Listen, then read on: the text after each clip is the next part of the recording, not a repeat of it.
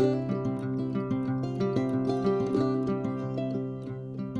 semuanya, welcome to my podcast channel dan juga untuk Anda yang di YouTube, thank you sudah menonton video-video saya di YouTube dan terima kasih khususnya untuk Anda para subscriber saya yang setia selalu menonton video-video saya ya. Nah, hari ini saya akan sharing mengenai satu topik tentang bagaimana cara kita mempertahankan karyawan bagus di dalam perusahaan kita ya. Karena kalau kita punya karyawan bagus artinya menjadi kita punya aset di dalam perusahaan ya. Jadi tapi kalau kita punya karyawan tapi mereka dalam tanda kutip virus, nah hati-hati karena mereka bisa secara kinerja kurang bagus, secara attitude juga kurang bagus dan buat Anda sebagai pemilik bisnis kena penyakit heart eating. Heart adalah hati, eating adalah makan hati ya.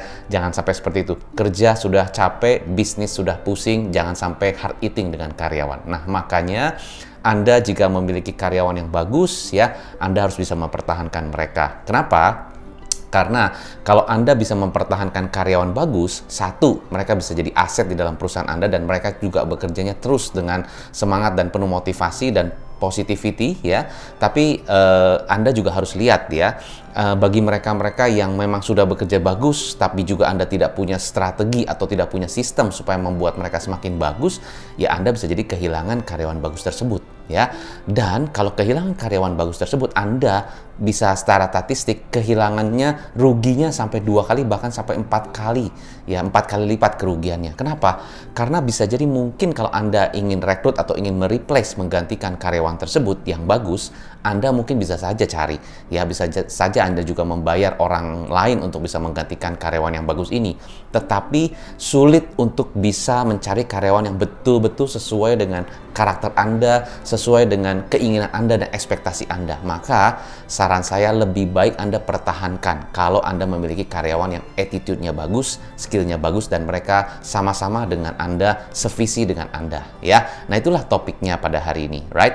Oke, so bagi Anda yang pertama kali nonton channel saya di YouTube ya, Anda bisa subscribe, jangan lupa, dan juga bisa share ke teman-teman Anda. Anda boleh komen di bawah jika Anda merasa mendapatkan pembelajaran dari video ini, right? Oke, so ada beberapa tahap ya, ada beberapa tips buat Anda supaya Anda bisa mempertahankan karyawan bagus di dalam perusahaan Anda ya. Tentunya Anda harus bisa melihat begini. Pertama, kalau karyawan bagus itu gimana sih coach? Indikasinya gimana? Nah, karyawan bagus adalah orang-orang yang mereka secara attitude ya, attitude berarti sikap, tingkah laku ya, kebiasaan itu memang positif.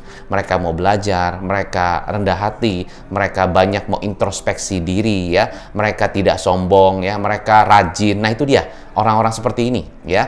Pastinya ada di dalam perusahaan Anda orang-orang yang rajin, orang-orang yang humble, orang-orang yang ingin terus maju bersama-sama Anda. Pastinya ada seperti itu ya. Bagi Anda yang punya bisnis tapi coach saya kelihatannya nggak punya nih orang-orang kayak begitu, berarti Anda mungkin harus bisa rekrut orang-orang seperti itu ya. Tapi begini, coach saya selalu bilang begini kepada saya, you get the people you deserve. You get the people you deserve. Artinya Anda akan dapatkan orang-orang yang Anda layak dapatkan. Anda akan dapatkan orang-orang yang layak Anda dapatkan. Artinya apa? Artinya Anda bisa dapat orang-orang bagus, tapi semua tergantung dari gaya leadership-nya Anda. Tergantung dari bagaimana cara Anda memanage orang-orang tersebut ya, karena orang-orang bagus pastinya akan memilih bekerja kepada perusahaan-perusahaan yang dipimpin oleh leader yang bisa menjadi leader yang menjadi contoh, menjadi teladan, menjadi inspirasi buat mereka. Tentunya mereka akan senang bekerja dengan Anda gitu kan. Nah, sekarang kalau Anda jadi karyawan, apakah Anda mau nggak bekerja di perusahaan Anda sendiri? Nah itu, kalau Anda jadi karyawan, apakah Anda mau nggak bekerja di dalam perusahaan Anda sendiri yang dipimpin oleh Anda? Itu sebelum Anda memiliki karyawan bagus, Anda harus introspeksi diri dulu. Apakah saya sebagai seorang leader sudah cukup punya karisma, sudah cukup jadi teladan, sudah cukup menginspirasi karyawan saya? Ya, itu dia. Itu nomor satu.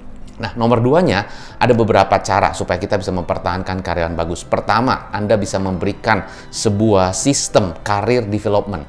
Sistem career development adalah career system ya di dalam struktur organisasi sehingga mereka bisa naik level terus ya, naik posisi terus dengan struktur yang Anda buat. Mereka punya jenjang karir yang jelas Ya misalnya Anda masuk, tim Anda pertama masuk sebagai misalnya administrasi, lalu mereka jadi supervisor, lalu mereka jadi koordinator, lalu mereka jadi manager, lalu jadi regional manager dan sebagainya, dan jenjang karirnya.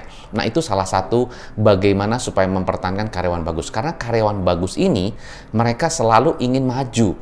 Nah kalau orang ingin maju biasanya mereka senang akan tantangan, senang akan hal-hal baru, senang akan challenge baru.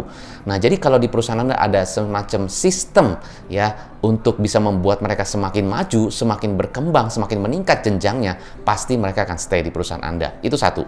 Kedua, Anda juga harus menciptakan learning experience ya. Ada pembelajaran, pengalaman pembelajaran di dalam perusahaan Anda. Karena orang-orang bagus itu senang belajar ya. Mereka belajar apa dari Anda ya. Jadi apa karakter Anda yang bisa Anda berikan teladan kepada mereka. Kalau hanya memberikan uang bisa habis dalam waktu tertentu ya. Mau dikasih uang berapapun bisa habis. Ibaratnya kalau kita kasih uang kepada anak kita bisa habis. Tapi kalau kita kasih ilmu berupa teladan, berupa nilai-nilai, value yang kita berikan kepada mereka, misalnya apa? Rendah hati, tidak sombong, begitu kan ya. Terus kita bisa extrovert, open mind gitu kan, mau bertanya gitu kan dan sebagainya. Atau hidup hemat, itu kan adalah nilai-nilai kebersihan, gesit. Nah itu kan adalah nilai-nilai yang kita ajarkan kepada tim kita sehingga mereka mau stay ya.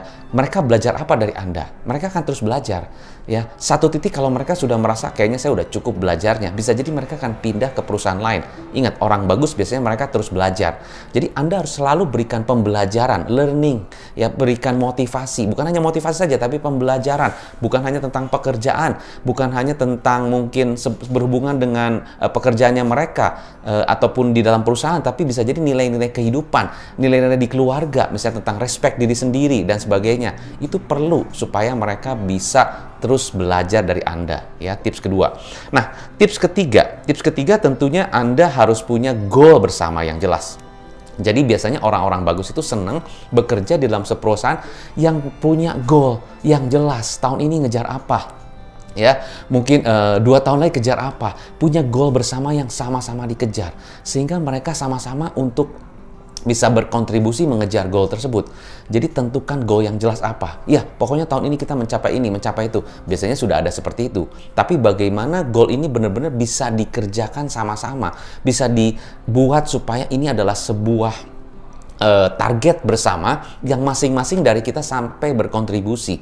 Ya, jadi orang sales dan non sales sama-sama berkontribusi untuk bisa memberikan kontribusi pekerjaannya mereka sehingga bisa mencapai target, yaitu goals ya. Nah, terus apa lagi? Setelah itu adalah kita juga bisa kasih reward system. Nah, reward system bisa jadi berdasarkan performance kerja, bisa jadi berdasarkan kinerja kerja, berdasarkan attitude, berdasarkan apalagi banyak ya. Apa yang mereka harus capai di dalam perusahaan, Anda kasih reward systemnya. Reward systemnya benar-benar clear ya, artinya reward system yang betul-betul fair. Fair itu artinya bukan aja 50-50, bukan semua bisa adil untuk semua, tapinya fair. Fair itu dalam arti gini, kalau Anda semakin rajin, Anda bisa mendapatkan lebih banyak. Tapi kalau Anda kurang rajin atau Anda tidak sesuai dengan ekspektasi kita, malah Anda bisa mendapatkan konsekuensi. Nah, konsekuensinya macam-macam. Bisa ada mungkin pemotongan dari insentif, atau bisa ada review, atau bisa dan sebagainya. Mungkin kan itu ada beberapa konsekuensi yang diberikan. Jadi reward system itu juga yang jelas ya, bukan hanya cuma reward system, tapi reward system yang jelas bisa memberikan motivasi buat karyawan bagus untuk tetap stay di sana ya.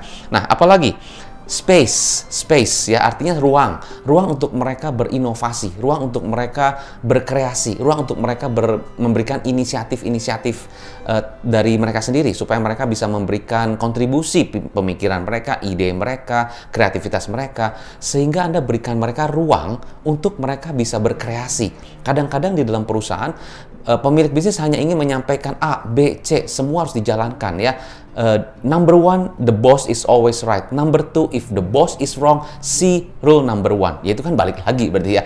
Ya jadi nggak begitu. Jadi kita bisa demokrasi, ya bisa memberikan mereka ruang untuk mereka bergerak, untuk mereka berkreasi, untuk mereka melakukan hal-hal yang bisa di luar kerjaan-kerjaan rutin misalnya seperti itu. Ada beberapa office ya, mereka memberikan ruang untuk mereka beristirahat ya pada siang hari, bukan istirahat tidur siang 3 jam bukan ya, tapi namanya power nap. ya. Power nap itu cuma setengah jam mungkin atau 45 menit, tapi mereka di situ benar-benar resting ya, karena mungkin dari pagi sampai dengan siang hektik banget pekerjaannya. Kasih ruang lah untuk power nap sebentar, only 45 minutes ya, tapi mereka bisa istirahat. Itu semacam ruang. Ada ruang games, ada bisa main biliar, ada bisa main football dan sebagainya, untuk mereka punya waktu sedikit untuk bisa refreshing ya, dan betul-betul bisa memberikan muat mereka sesuatu yang bisa mereka bisa berkreasi lagi. Jadi ruang itu penting ya. Terus apa lagi? Nah, understanding. Ini understanding juga penting. Maksudnya understanding gimana? Kadang-kadang kita cuma melihat dari sisi kita sebagai leader. Kita cuma melihat dari sisi saya.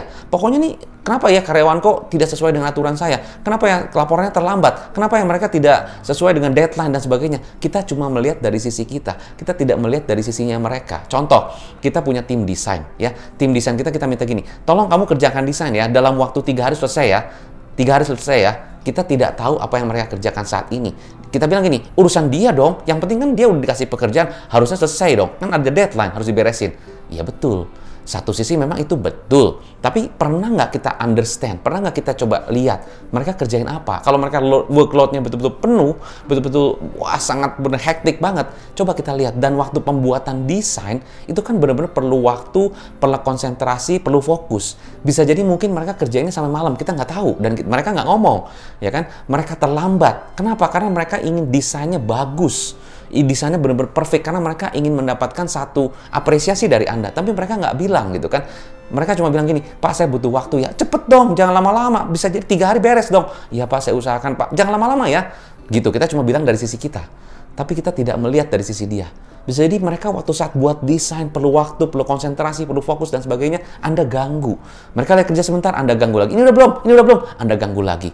Nah, bisa jadi mereka tidak termotivasi dengan gangguan Anda dalam tanda kutip. Ya itu, ya jadi kasih waktu mereka, ya bisa mengerti mereka, tanya gimana, apa yang sudah dikerjakan, gimana ada yang bisa saya bantu apa. Sebagai leader kita tanya gitu kan ya, apa yang bisa saya bantu, apa yang bisa saya lakukan supaya bisa mempercepat pekerjaannya. Kita bisa bantu, kita ngerti dia gitu kan ya. Nah itu penting, jadi kita understand.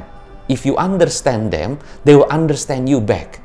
Sekali lagi nih, kalau kita mengerti dia, mereka juga akan mengerti Anda. Itu paling penting. Jadi understanding. Ya, setelah itu balik lagi ya, kejujuran dan integrity. Anda sebagai leader pun harus menetapkan yang namanya integrity di dalam bisnis Anda, dalam perusahaan Anda. Kejujuran itu penting. Karena orang-orang bagus itu sangat menjunjung tinggi nilai-nilai, salah satunya adalah kejujuran, integrity, yaitu apa? Walk the talk. Apa yang Anda janjikan, Anda berikan. Apa yang Anda ingin berikan, ya Anda janji, Anda kasih gitu kan. Jangan sampai cuma ngomong doang.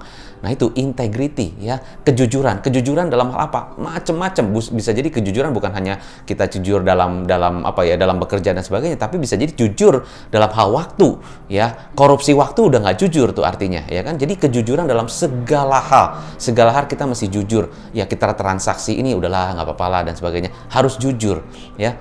Pajak dan sebagainya kita harus bisa. Artinya bukannya kita gimana ya, harus sesuai aturan, semuanya harus jelas dan terbuka gitu kan ya, supaya semuanya bisa transparan. Jangan ditutup-tutupin, ada yang ini nggak dikasih tahu, ini nggak dikasih tahu. Jadi ada hal-hal yang dimana karyawan lihat, ya ini sih kayaknya ini sama karyawan A kelihatannya beda nih, agak pilih kasih nih gitu. Jadi ada yang ditutupin. Karena karyawan ini mungkin merasa Anda sudah senior sehingga Anda nggak kasih tahu kepada yang lain dan sebagainya. Itu sengaja supaya Anda membuat mereka supaya tidak tahu dan sebagainya. Itu kan berarti ada sesuatu yang tidak jujur. Memang saya tahu tidak semuanya kita berikan kepada mereka, tidak semuanya kita transparan. Tapi integrity ini artinya adalah walk the talk. Apa yang kita sudah janjikan kita lakukan. Itu penting ya. Nah itu dia. Jadi ada beberapa hal ya yang saya berikan kepada Anda, tipsnya bagaimana supaya Anda bisa mempertahankan karyawan bagus di dalam bisnis Anda. Pertama, career development. Ya, career development itu penting. Kedua, learning ya. Berikanlah learning buat mereka. Berikan learning, pembelajaran buat mereka. Ketiga, goal yang jelas ya, tujuan bersama yang jelas di dalam perusahaan. Keempat, Anda punya nilai-nilai, value yang diberikan kepada mereka ya. 5, berikan ruang untuk mereka bisa berkreasi dan inovasi. Keenam, integrity ya, value integrity yang Anda bisa berikan kepada mereka. Dan sekali lagi reward sistemnya juga penting ya. Nah, semoga dengan tips saya ini ya Anda bisa semakin lebih melihat lagi bagaimana Anda bisa mempertahankan karyawan yang bagus di dalam perusahaan Anda. Dan yang paling penting bukan hanya tools yang tadi yang sudah saya sebutkan, tapi yang paling fundamental adalah leadership-nya Anda. Bagaimana gaya kepemimpinan Anda bisa memanage mereka, bisa membuat mereka semakin bisa berkembang di dalam bisnis Anda, dan mereka bisa menjadi seorang yang lebih luar biasa dan berkembang terus ya. Jadi balik lagi, your leadership, gaya kepemimpinan Anda. Apakah Anda jika jadi karyawan, Anda mau nggak bekerja di perusahaan Anda sendiri? Kalau Anda sebagai karyawan pun tidak mau, artinya apa yang harus Anda improve dari segi kepemimpinan Anda? Tadi, apakah Anda harus lebih mengerti mereka? Apakah Anda harus bisa lebih merangkul mereka dan sebagainya? Itu adalah bagian dari leadership skill. Apakah Anda sebagai leader harus lebih tegas, ya, bisa lebih transparan dan sebagainya? Right? Oke, so semoga bisa membantu Anda semua. Take care selalu, stay healthy, stay positif, dan salam pengusaha.